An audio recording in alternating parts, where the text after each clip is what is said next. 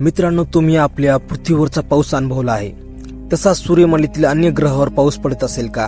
आणि पडत असेल तर तो कोणत्या स्वरूपाचा असेल, जसे की द्रव्य पाण्याच्या स्वरूपात किंवा स्थूल वस्तूच्या स्वरूपात? परंतु खरोखरच अन्य ग्रहावर विचित्र पदार्थाचा पाऊस होऊ शकतो का? कदाचित टायटनवर मिथेनचा पाऊस पडत असेल, नेपच्यूनवर हिरे. चला तर पाहूया. शुक्र ग्रहाचे वातावरण सल्फ्युरिक ऍसिड पासून बनलेल्या अपारदर्शक ढगांना समर्थन देते, जे सुमारे 50 ते 70 किलोमीटर पर्यंत विस्तारते. ढगाच्या खाली सुमारे 30 किलोमीटर पर्यंत धुक्याचा थर आहे आणि त्याखाली ते स्पष्ट आहे.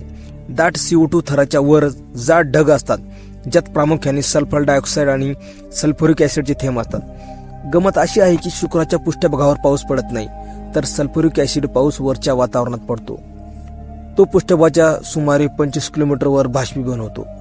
तेथील ढग देखील अत्यंत आम्लीय असतात आणि शुक्रावर विजाही पडतात. सल्फ्युरिक ऍसिडचे थेंब जास्त विद्युत चार्ज केले जाऊ शकतात आणि त्यामुळे ते विजेची क्षमता देतात. शुक्राच्या पृष्ठभागाचे वर्णन एक नरकमय स्थान म्हणून केले जाऊ शकते. त्यामुळे शुक्रावर सल्फ्युरिक ऍसिडचा वर्षाव होतो, परंतु पृष्ठभागावर नाही, तर वातावरणात 25 किलोमीटर उंचीवर. नंबर 2, मंगळ ग्रहावरील पाऊस. मंगळ ग्रहावर पाऊस पडत नाही, मात्र बर्फ पडतो. बर्फ हा बहुतांशी घन कार्बन डायऑक्साईडचा बनलेला असतो. ग्रहाच्या पातळ वातावरणामुळे पाण्याचा द्रव पाऊस होण्याची शक्यता नाही. नंबर 3, टायटन, शनीचा चंद्र. टायटनमध्ये मिथेनचा पाऊस पडतो, ज्याच्या पृष्ठभागावर मिथेन तलाव आणि नद्या आहेत. टायटनवरील मिथेन पाऊस पृथ्वीवरील पाण्याप्रमाणेच भूमिका बजावतो. धूप आणि हवामानाद्वारे चंद्राच्या पृष्ठभागाला आकार देतो. नंबर 4, गुरुग्रह. गुरुग्रहाचे वातावरण मुख्यतः हायड्रोजन आणि हेलियमचे बनलेले आहे. अमोनिया ढग अमोनिया पाऊस निर्माण करू शकतात. गुरुग्रहावरील तीव्र गुरुत्वाकर्षण आणि दाबामुळे अमोनिया पावसाचे थेंब जास्त वेगाने पडतात, ज्यामुळे शक्तिशाली वादळे आणि वीज चमकते. Number 5, Neptune. नेपच्यूनला सूर्यमालेतील सर्वात वेगवान वारे आहेत.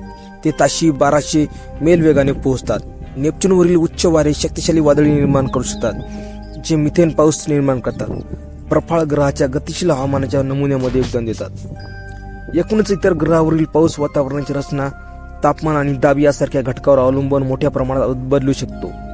अशा प्रकारे इतर ग्रहावर त्याच्या उपग्रहावर पाऊस विविध स्वरूपात असू शकतो.